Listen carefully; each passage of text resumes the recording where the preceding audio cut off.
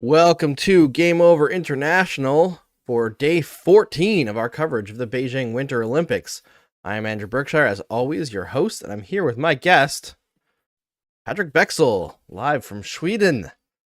And we've got some amazing amount of hockey talk to bring to the table today because the men's quarterfinals have begun and the semifinals are about to begin tonight. And also we've got the women's gold medal game happening tonight. So it's a lot of hockey talk, not a lot of medal talk for Canada overnight, but that's all right. They're setting up for the hockey stuff. Indeed, and it was a good start of the quarterfinals. We can debate if it's an upset or not, but Slovakia beating US in the shootout, and we know all the time that US wins the shootout, right? Yeah, I mean that's probably the biggest story of the day. Obviously, we'll cover Canada's win over China and the fact that they're set to face Sweden in a couple hours now. I guess so it's going to be 8:30 a.m. Eastern Standard Time, whereas we're live at 6 a.m. But let's cover the U.S. first because based on U.S. odds makers, which might be a tad biased because of where they're taking their money from, and have to cover some level of bets. The U.S. was a heavy favorite going into this game, and I think there's an idea of coming into it thinking that Slovakia stole this one, and maybe there's some score effects, in there, but the shots were relatively even, 37-35 in favor of Slovakia, and yes, Slovakia did tie it up with 44 seconds left, which is incredible. The play of Juraj Slavkovsky loomed large, goal scorer on the first one, and then in front of the net on the tying goal. But Slovakia also, according to the Olympics website on CBC, did not get a power play in that game, whereas the US got 3. So they had an uphill battle in this one, lost 62% of the faceoffs, and they still managed to outdo the shot battle and win the game. So, incredible amount of credit to Slovakia. And I was talking about it with Patrik before we went live. Miro Shatan tweeted that the kids that I guess he coaches or is involved with in some way, coaching youth hockey in Slovakia, were all watching the shootout at practice. And they went absolutely nuts. And I feel like this is the kind of thing that I want to see out of this men's tournament. And yes, of course, I would like Canada to medal because it's always fun to bring home more medals. But this is an opportunity for the countries that don't get their due in the stacked tournaments to win something and bring something back to their federation and bring something back to the kids of that country to encourage them to play hockey. We talked earlier, Patrik, about how much Germany was inspiring in the last Olympics, almost taking gold off of Russia. Slovakia could be that country this year. I had Slovakia as an outsider actually before the tournament. I said it on Locked On Canadians with Scott and Laura, and it's a team I really like, and maybe they are benefiting a little bit. There are not that many Slovak players in the NHL, so they have that level where they can play in KHL and SHL, and obviously the Slovak Extraliga has taken a big step forward. The development program has taken a bit step forward, as we have seen from the Simon Nemec and Juraj Slavkovsky coming up, even if Slavkovsky played in Finland. Slovan Bratislava has, I think, a 16-year-old playing with them right now. The youth program has really taken off. And as you mentioned, kids sitting and seeing this, the penalty shootout, the game-tying goal, this will be their legacy to build from. And they want to be that guy going in to score that tying goal or putting that final penalty in. And it's funny, we think about Olympics and we think about penalties, and I'm bringing up something that is sore, obviously, for Canadians, but 94 in Lillehammer, where Forsberg, scored that Kent Nilsson, because Kent Nilsson did it earlier. So in Sweden, it's known as a Kent Nilsson move. But I remember, I think it was Quebec Nordiques that had practice, and they saw Forsberg do that, and they all went back out to the ice and started trying to do that move. And even, professionals will look at this tournament and see what can they learn, what can they benefit from. And I think it was a great game. US got the game exactly where they wanted. They not exactly, because Juraj Slavkovsky obviously scored first, but then US took the lead later on, and then they got these North American style of hockey, protecting the lead, being smart, short shifts, get the whistle early, stuff like that, and almost held on. 3-on-3 overtime for 10 minutes, absolutely amazing. Young guys being played on both sides of the ice. Juraj Slavkovsky, I felt like he was on the ice for 5 minutes. Who was it? Benier as well from US. I think he was there all and had some. Both of them had good chances. So fair play to the coaches as well, not holding the kids back maybe when everything is on the line. Yeah, absolutely. It's incredible to see the young kids get control and get to make this tournament somewhat exciting. And I'm really looking forward to seeing what Slovakia can do here. And there's only one quarterfinal game left to play according to the bracket here on the CBC website, and that's Canada-Sweden this morning. For some reason, I thought the Canada-China game was a quarterfinal game, but I guess that was because they played China twice in a row. But I guess that was just a quirk in the schedule, and that was like a qualifying game. It's the eighth final, I think. They let's call it a wild card game, like they do in NFL. Like some teams go straight into quarterfinals, and some other has battled out another round.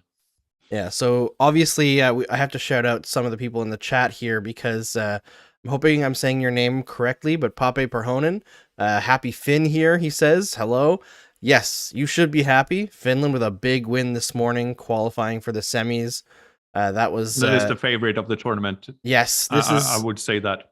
Very interesting to see where that goes, because I know coming into it, Russia was considered the favorite, but as Patrik and I were talking about before that we started the show, they haven't really been playing up to expectations, but Finland has. And I mean, let's face it, Finland faced a tougher team this morning than Russia did last night in Denmark. And also, Finland has the best coach available out of all the 5 coaches, with Canada being there as well. They have the best coach by a mile. So I think he's been there. He's a legend in Finland. Jukka Jalonen. I've been trying to get an interview with him for like 5 years, but seriously, he's a fantastic coach, and the Finnish players know it, and they will die for him. I think Finland will win this gold. Yeah, and this is like what we've been talking about. That this is kind of the positive of these kinds of tournaments, and I'd like to see a team that doesn't regularly get a chance to play for gold or win gold. Of course, I want Canada to medal, but at the same time, I don't really care if they win gold or not. I know that the players in the team do, and Hockey Canada does, and Olympics Canada does, but at the same time, I think it's more fun if unexpected teams for a regular tournament take it home. And I want to see some fun. Comment here from Aaron Blackhouse saying, do you think they should eventually look at adding 2 more teams to the men's division like they did with the women's division for hockey? It would give more countries a chance to experience that. I feel like it's a missed opportunity to do it in this one. Obviously, they didn't know going into the Olympics and the qualifications that the NHL wasn't going to play, but it does seem like it would have been, again, more fun to add a bit more flavor internationally to these tournaments. Just the one team that would have gone in if China was out would have been Norway, which is regularly there as well when it comes to World Cups or World Championships that you don't follow as much in North America as we do here. And then it would probably be France, Austria. That would be the second team if you add 2 more teams. They are usually involved in the World Championships, which I know you don't follow it, but it comes around every year. Yeah, in the middle of the world, in the middle of the NHL playoffs, which sucks. It's a bad timing, really. Yeah, and so I think they get the opportunity. I think it's a missed opportunity because more people would have. You want to see more teams in the Olympics, but yeah, I think the main problem here is 3 groups where everyone goes through from to a play-in. It's ridiculous. Yeah. Pape says, nice pronunciation. Thank you. Hopefully I did it all right and didn't butcher it too bad. I do well with some pronunciations, and some I just really struggle with. I feel like I'm good, like even with Russian names. Like there was a thread going on from Slava Malamud on Twitter a couple days ago that was talking about how NBC has been butchering Russian names, except for their people who are calling figure skating, because people who are involved in figure skating put respect on Russia because they're so dominant in that sport. And he was talking about like different conventions of Russian pronunciation, and he talked about like for a lot of North Americans calling Alex Semin, whereas it's really Siomin, and like that is one that I can pretty easily do. And then he talked about how the ZH consonants create a g or like a j, like giraffe. And I was like, are you telling me all this time we've been calling Alexei Zamnov by the wrong name and he's actually Alexei Jamnov? What? Like, I studied Russian 32 years ago. I don't remember this. Yeah, I mean, he had a lot of them, right? And I was like, did we just not ask that guy for 13 years of his NHL career? Or was it, I feel like a lot of Russian players come over and they're like, just Americanize it. I'm tired of explaining it. Just figure it out. I don't care. Well, it's the same in a way, because I can only speak from my personal experience. But while I prefer the English version of Bexell, which is a softer X, whereas in Sweden it would be Bexell, which is a harsher X. But also in Sweden, I'm Patrik, which is a longer O sound, more or less, whereas I'm always becoming Patrik, and I don't change it. It's like if I'm going to South America and they call me Patricio, I don't worry about it. Like, so at one point or another, you just go like, yeah, it's easier for them. It's fine. Yeah, I get that. I mean, I don't have as much experience of people mispronouncing my name. It's just there's like two conventions. What, Berkshire? Yeah, well, that's not so much a mispronunciation as a nickname, but I like Berkshire. People don't understand that one of my friends made that name up, so to me it's a term of endearment, even when people try to use it like an insult. But yeah, it's people either say Berkshire or Berkshire because they say it at Berkshire in the UK, and I don't really care. People can say it however they want. In my family, we say Berkshire. But, associate with the Hobbits. That's my height anyway, so may as well do it. Another comment here. Seeing Hrivik and... Oh, man, that's a tough one for me. Chalarik? Chalarik? Yeah? Yeah. Score made this Lexan fan very happy. Yeah. I mean, it's fun to cheer for players that don't get a chance to do this every time, right? And that's something that's great about this tournament. I know I was a little bit down on it last show, but that's really from the perspective of whether or not I'm invested in Canada winning, not necessarily whether or not the tournament itself is good. So other things to talk about, obviously the Canadian men's curling team qualified by the skin of their teeth, while I believe Russia and another team lost, allowing them to qualify. The Canadian women's curling team is looking to qualify today in a game, I believe, against China. So, skin of their teeth, Canadians are trying to stay in the curling game, whereas at least in the men's, I don't know who's atop the women's. I don't think it's Sweden in that one, but Sweden is crushing it in the men's. Correct, Pat? Switzerland, I think is. Yes, that's who it is. Switzerland, yeah, and they're 7-1. They're usually so good in women's curling as well. So, yeah, Switzerland is qualified. That's the only team that's qualified so far. Because I actually updated the just checking the website here, and then the men's, Great Britain, Sweden, Canada, US, Canada, Sweden, and Great Britain are all qualified. US, China are doing a battle, and maybe Russia are doing battle for the last one.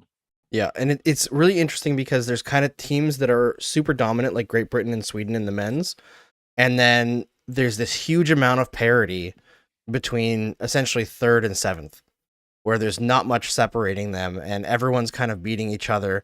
And it's the same story in the women's, except for only Switzerland has been truly dominant, and there's just parity between everyone. So it's a very dynamic tournament in both the men's and women's curling teams. So something to watch. All those games right now are extremely high stakes. It's super Japan exciting. is on current fourth place in the women's tournament. That's a country I wouldn't have put there at the start of the tournament. Really shows me what I know about curling. I mean, we all get to figure out what's actually going on as it happens, right? And things like the Olympics, it's so everything changes so quickly, right? So like the Japanese curling team is also super fun to watch. I don't know if you had a chance to watch them. They're like so happy and in it while everyone else is like super intense. They're joking around and everything. So apparently they're a huge hit around Canada when they do like the different tournaments. So people like come specifically to watch them. So good on them. And I hope Canada qualifies, obviously. But yeah, and a little bit of a shout out. Something happened in the biathlon today as well. And the Swiss skier on the first leg didn't finish the first leg. She was taken away on a stretcher. I tweeted about it for the ones that follows me. Really scary incident. We didn't really get any updates. I just hope that she's doing all right. It's always scary. I don't know if she fell or if it was the altitude and cold, but they took her away on a stretcher. So yeah, there's some stuff happening around the different Olympic events, and we know that the altitude has been sort of a problem in some events. Yeah, and the wind, I think, as well, has been really bad. The wind factor, yeah. Yeah, on these alpine events and cross country skiing, it's hard, and you never want to see anybody get hurt. So hopefully they're okay. All right, so we'll get to some more hockey here because Canada played China, won 7-2. And that, like, obviously that's good for Canada. Eric Stahl scored his first of the tournament, finally got in it. But the guy who really has keyed them to victory has been Adam Tambellini. 5 points against China in 15 minutes and 42 seconds. 2 goals, 3 assists, 5 shots. Excellent game from him. But I'm now looking at it, and, you don't want to be too negative, but allowing 2 goals to China, and they did dominate them in shots, 45-29, but still 29 shots against from China. It's very clear that this Canadian team is not a powerhouse, right? Like, this isn't a normal tournament where the teams that are at the bottom of the rankings are just holding on for dear life. Yes, they're more talented, the Canadian team, but they are not able to control play against the bottom teams in the tournament in the way that a team full of NHL players would. So this is where you see things like the USA being heavily favored in America against Slovakia and bowing out in a shootout. It's not really that surprising, and the same thing is probably going to be true of Canada, who did most of their scoring in this game on the power play. 4 out of 8 on the power play, 4 goals on 8 opportunities. So at even strength, the game was actually tied 1-1. Scary thought, hey? It's a good thing that you're facing Sweden with arguably our worst coach of history in Swedish ice hockey. So, yeah. Tell us how you really feel, Patrik. I'm not happy with Johan Garpenlöv. I think he's been good as a general manager and having a good relationship with the NHL players and getting them into world championships, et cetera, which was his role in the earlier when Richard Grönborg was coach. And Grönborg relies heavily on his system, always done that. Great guy. I have an interview with him on Ice on the Price for on that podcast. If you want to find it, listen to Grönborg's ideas. But Garpenlöv was just brought in within the system of the organization, and having been an assistant coach, GM style sort of, and then goes into coach. And I can't see him coach. I never see him coach. And let's be honest, if Sweden doesn't get to a medal game or get a medal here, and it's going to be the worst coach in Swedish ice hockey history, I think. So big expectations for Sweden in this game. Essentially, they're expected to win from the perspective of Sweden. I'd say so. Yeah. I think it's closer, maybe because of the coaching, but I also think that Matt Golgi, playing for Frölunda, he knows the Swedish system well, and he knows some of the players as well. I think there are some borderline NHL players in Sweden where I don't see those borderline NHL players in Canada. So yeah, there should be favorites, but yeah, it's Canada. I feel that Canada always overachieves in those kind of tournaments, and we have that Canadian ghost on the wall sometimes where you think you're favorites, but suddenly you're not. Yeah, we'll see if Canada can pull it out or if Sweden pushes through. I find it super interesting.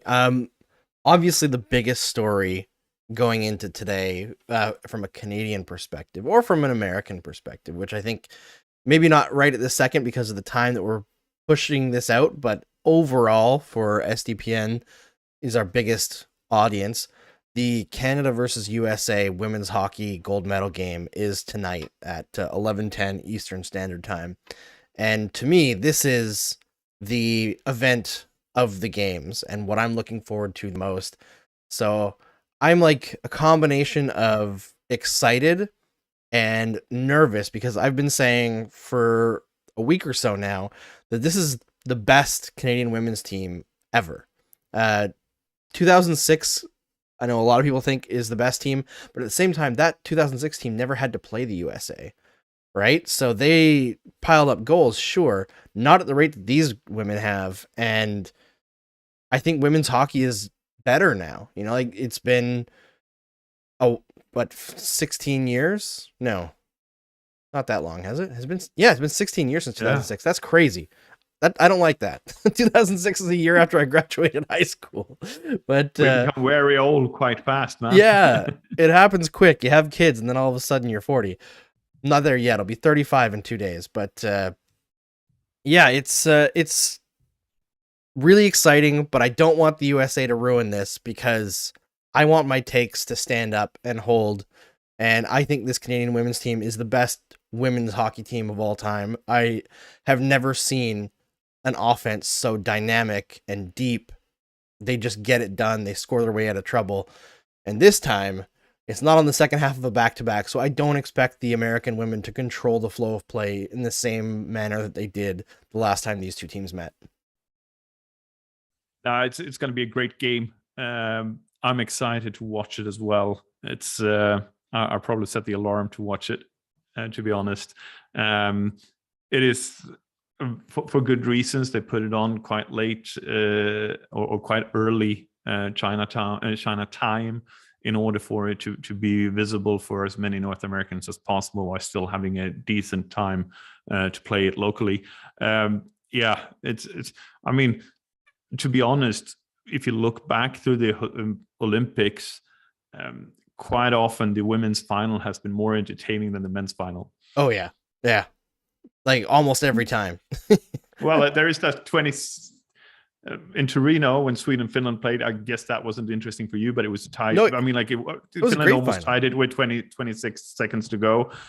2 golden generations for both teams, obviously Selänne and everyone else on the Finnish team, and then obviously for Sundin and Alfredsson, etc. and obviously and Forsberg, Lidström, Forsberg bowing out. I mean, like it was a fantastic final, and obviously the 2-2 game in Vancouver was also a fantastic game. Yes, and Crosby winning in it in overtime. But on the other hand, when you look at it, well, the 2006 final was probably not. Sweden was there for women's. But if you look at it from 2010, that was a fantastic final. 2014 was a fantastic final. 2018, I don't think I recovered yet, and now we're gonna get another one, right? yeah. 2018, and nobody cares about a shootout. That's all I say. It was a tie. Who wants to end it in a shootout? I feel like they should do, for a gold medal game, they should do continuous overtime. I wouldn't have liked it in 2010 if they'd wanted a shootout. I wouldn't have liked it if Canada won in the shootout. Like, the shootouts have their place. I don't think they should be in.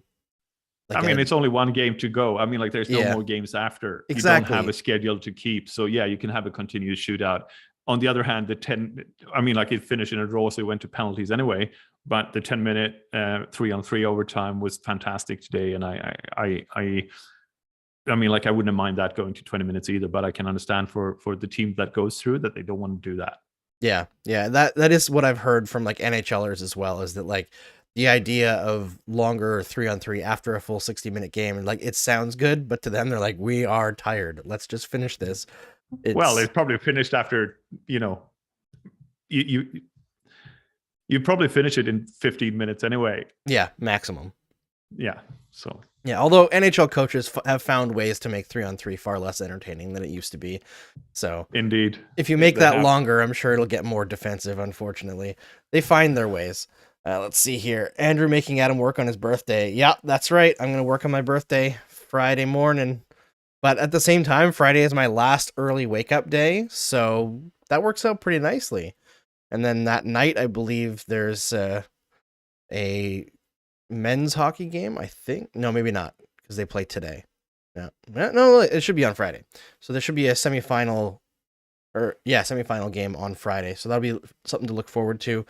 And somebody says no shootout for a gold medal this year. Geez, I hope not. And I'm really looking forward to that game. I think that the potential for greatness between Canada and USA is always there. And if it's not them, like Patrik said, Sweden Finland is a fantastic. I'd love to see Sweden Finland in the final for the men's. I don't think it can happen though, right? The way they have the bracket set up. I don't know. I don't think it can. Know. I think if they both move on, if Sweden beats Canada, I think they face Finland next, unless they reseed. But this is the stupid thing. You should not be able, and I know it happened in the Football World Cup as well. If you go out of the different groups or from the same group, you shouldn't be able to play each other until the final again. Yeah, I'm looking how they have it set up now, and it'll be Russia versus Slovakia in the semifinal, and whoever wins Canada, Sweden versus Finland. They're not going to reseed. So unfortunate, but that's the way it would be. But you know what? It's not a hockey game, a hockey tournament until Sweden had played Finland. This is true. I mean, yeah, I'd like to see Canada move on past the quarterfinal, but at the same time, I would not mind seeing Sweden Finland in the semifinal. That would be super fun. But, and then you have the underdog on the other side. Most neutrals will obviously cheer for Slovakia at that point.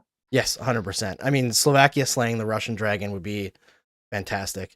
Yeah, Robert says so close to the finish line. Yes, I'm very much looking forward to getting back to a normal sleep schedule, but I am enjoying doing this show. It's still fun. But about the women's game, do you have a prediction, Patrik?